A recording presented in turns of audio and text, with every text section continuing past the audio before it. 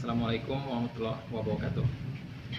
Perkenalkan, saya Ari Asuri dari Fakultas Ekonomi ISP Asuri. Pada kesempatan kali ini saya akan meresum kembali materi artikel yang berjudul evaluasi kelayakan proyek berdasarkan analisis kriteria investasi. Sebelumnya, perkembangan hunian dari waktu ke waktu semakin lama semakin meningkat. Hal ini seiring dengan perkembangan proyek apartemen dengan tujuan guna untuk memenuhi kebutuhan masyarakat akan kebutuhan hunian yang nyaman. Namun dalam pelaksanaannya, pihak investor atau pihak pengembangan perlu untuk mengetahui kepastian investasi yang dapat ia gunakan sebagai gambaran untuk menentukan proyek yang akan dilaksanakannya.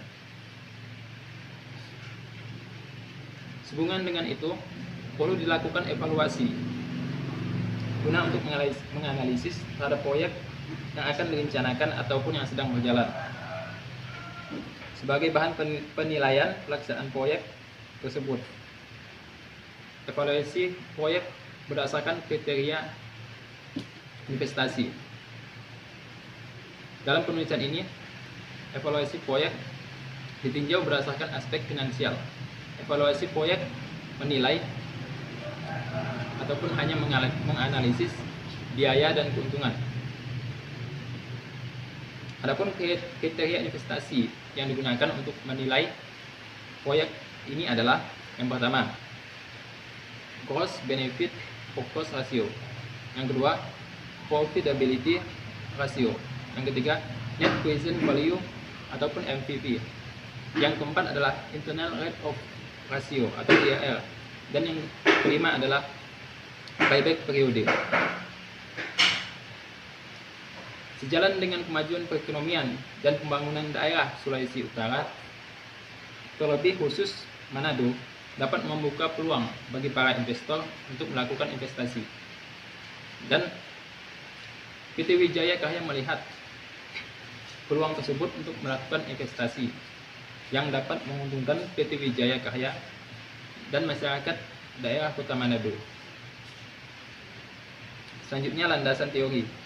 Landasan teori yang digunakan pada proyek ini, yang pertama, proyek konstruksi ialah suatu keseluruhan kegiatan yang menggunakan sumber-sumber agar memperoleh manfaat atau suatu kegiatan dengan sejumlah pengeluaran biaya dengan harapan dapat memperoleh hasil pada waktu yang akan datang. Selanjutnya, sasaran proyek. Dari proyek ini, sasaran yang ingin dicapai adalah 3.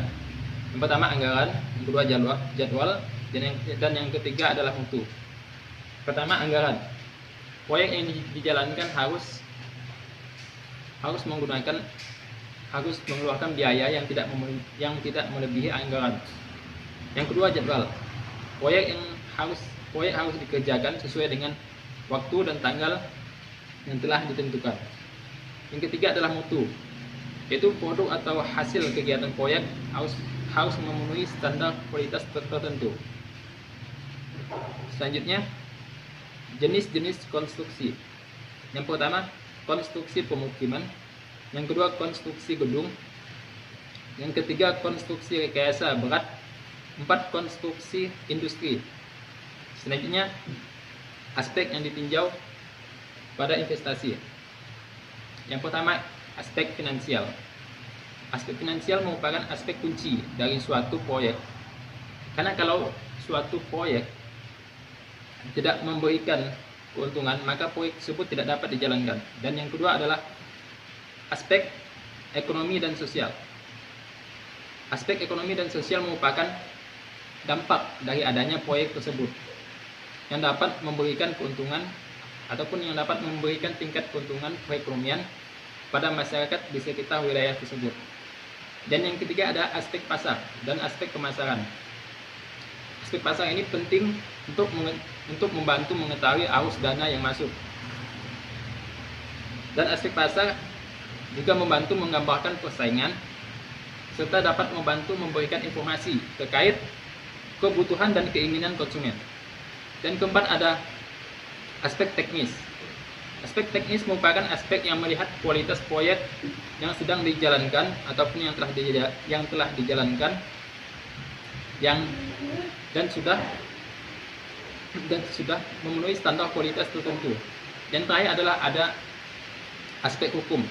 Aspek hukum merupakan aspek yang harus dipenuhi oleh suatu proyek sah secara hukum dan layak untuk dikerjakan. Selanjutnya ada biaya dan keuntungan dalam proyek konstruksi. Pertama ada biaya konstruksi yang meliputi 1. Biaya perencanaan, 2. Biaya pematangan tanah, 3. Biaya konstruksi apartemen dan pelengkapnya, 4. Biaya sarana dan prasarana. Selanjutnya ada biaya non-konstruksi yang meliputi pertama biaya pengadaan bahan, kedua biaya perizinan, 3. Biaya pemasaran, 4. Biaya rutin, 5. Biaya penunjang, 6. Biaya dana. Selanjutnya keuntungan. Dalam proyek ini ada 3 jenis keuntungan yang bisa dijelaskan. Yang pertama, A. Direct benefit. Yang dimaksud dengan direct benefit di sini adalah merupakan langsung dan nampak jelas dalam proyek. Yang kedua, indirect benefit. Yang dimaksud dengan indirect benefit adalah langsung ditimbulkan oleh adanya kejadian proyek tersebut. Yang ketiga, intangible benefit. Intangible benefit di sini dimaksudkan suatu manfaat yang secara tidak langsung bisa dinikmati oleh masyarakat, tetapi sulit untuk dinilai dalam bentuk uang. Selanjutnya, evaluasi proyek.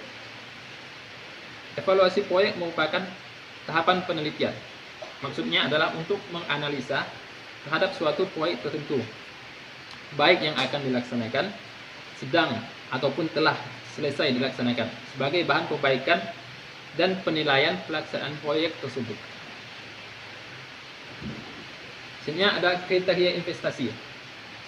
Seperti yang telah disebutkan tadi, kriteria investasi digunakan untuk menilai biaya ataupun keuntungan dari proyek ini. Nah, proyek yang kriteria investasi yang digunakan adalah seperti tadi. Yang pertama, gross benefit atau cost ratio. Yang kedua, maksudnya profitability ratio. Yang ketiga, net present value atau NPV. Yang keempat, internal rate of ratio atau IRR. Dan yang kelima, ada payback periode. Gambaran umum lokasi penelitian. Lokasi penelitian dengan judul ini, lokasinya terletak di Komplek Bahu Mall, Blok A3, Manado. Pemilik proyek PT Wijaya Karya Persero. Dan hasil penelitian, dengan melihat akan laju pertumbuhan penduduk di kota Manado yang begitu cepat dengan tingkat pendapatan yang semakin meningkat, maka dengan demikian kebutuhan akan tempat tinggal juga akan semakin meningkat. Dengan kondisi tersebut, maka makin berkembangnya usaha-usaha pembangunan apartemen di daerah ini, dengan tujuan untuk memenuhi setiap kebutuhan masyarakat akan hunian yang asri dan nyaman. Sini ada tertulis evaluasi data berdasarkan kriteria investasi. Yang pertama, kriteria investasi berdasarkan gross benefit per cost ratio. Nah, di sini diambil dari diskon rate 9% sampai 80%. Nah, di sini bisa dilihat diskon dari 9% sampai diskon rate seterusnya melebihi lebih dari angka 1, yang artinya proyek ini layak untuk dilaksanakan. Begitu juga dengan profitability ratio. Dapat dilihat dari diskon rate 9% hingga diskon rate yang seterusnya, itu semuanya dari 9% sampai 18%, itu lebih dari 1, yang artinya proyek ini layak untuk dilaksanakan. Selanjutnya dilihat dari net present value atau NPV. NPV adalah action benefit dikurang action cost, ataupun action dari keuntungan dikurang dengan action dari biaya.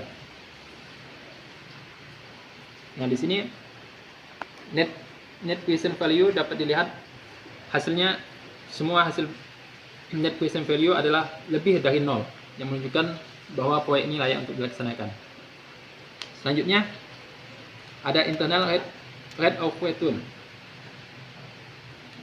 atau IRR dengan rumus 22% ditambah NPV 1 dibagi NPV 1 dikurang NPV 2 dikali I2 dikurang I1.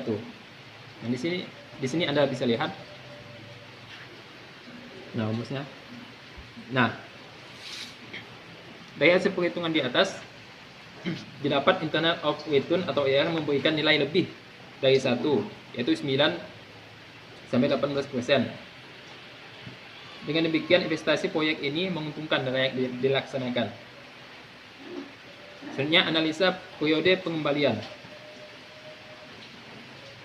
Kriteria untuk pengembalian keputusan apakah proyek layak dilaksanakan adalah sebagai berikut. Yang pertama, jika payback periode kurang dari batas jangka waktu yang ditentukan, maka proyek dapat dilaksanakan.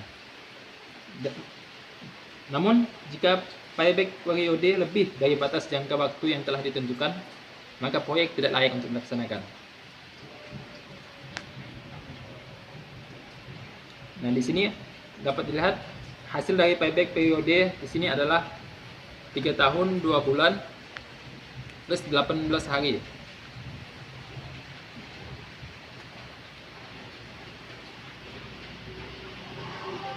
Di mana angka tersebut menunjukkan bahwa payback periode itu terjadi sebelum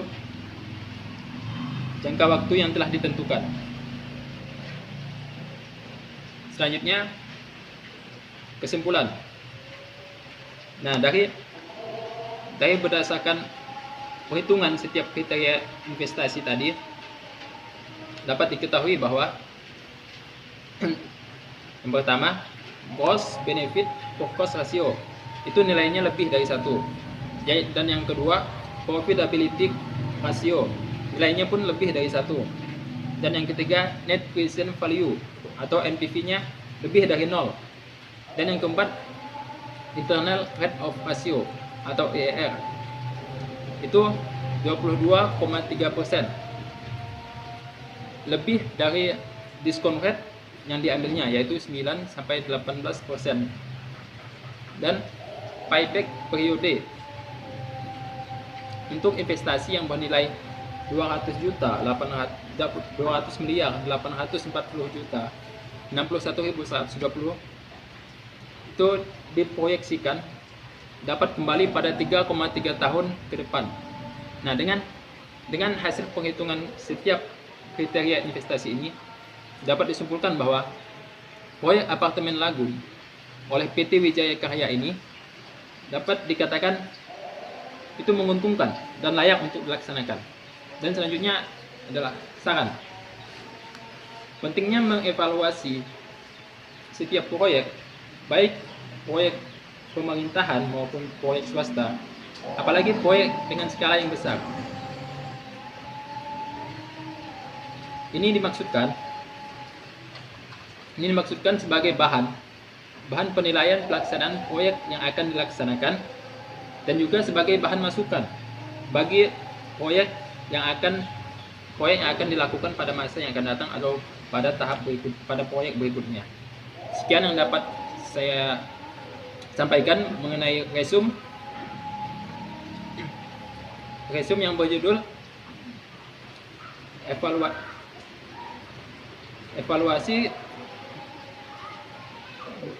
evaluasi kelayakan proyek berdasarkan analisis kriteria investasi. Kurang lebihnya mohon maaf. Terima kasih atas perhatiannya. Selamat sore. Wassalamualaikum warahmatullahi wabarakatuh.